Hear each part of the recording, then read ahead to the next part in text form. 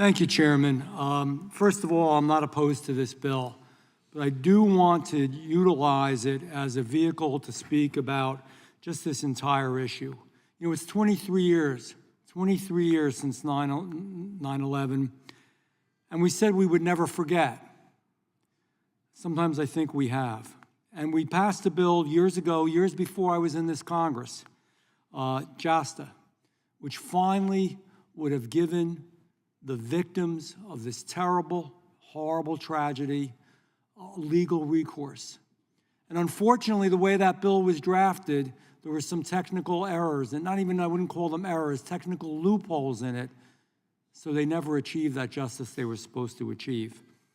I filed a bill which is bipartisan. I think the ranking member is on that bill with me, ensuring justice for the Victims of Terrorism Act.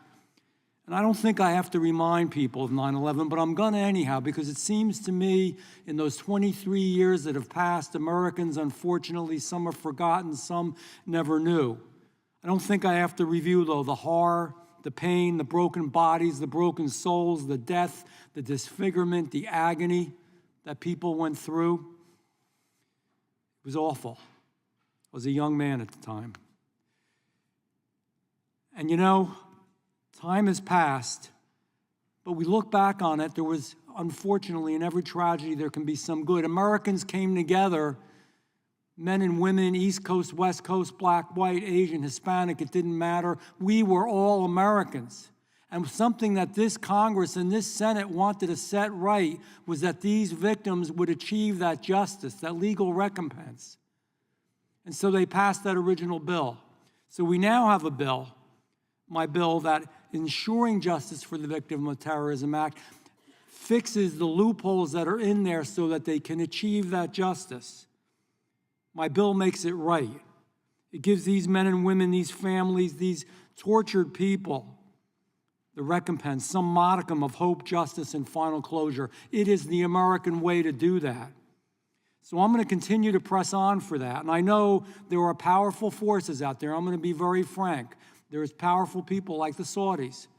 And the Saudis are great. And I hope that we reach another Abraham Accord, and we so desperately want them to be part of it. But in order to do it, we have to make things right and heal the wounds that exist out there.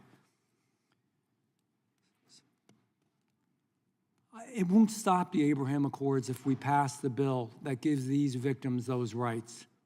You know, originally, they said that the original JASTA bill, that everything would blow up if it passed. It did pass. It passed overwhelmingly in the House and in the Senate, and it was vetoed by President Obama. And in a bipartisan way, the veto was even overridden.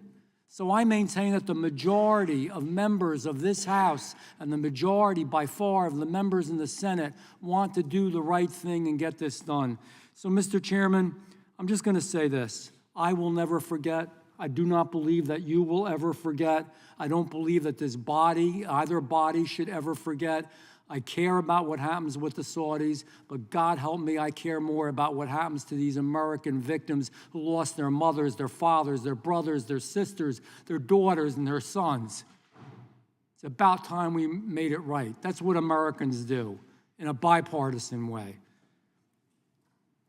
I won't give up. Mr. Chairman, I yield back. Would the gentleman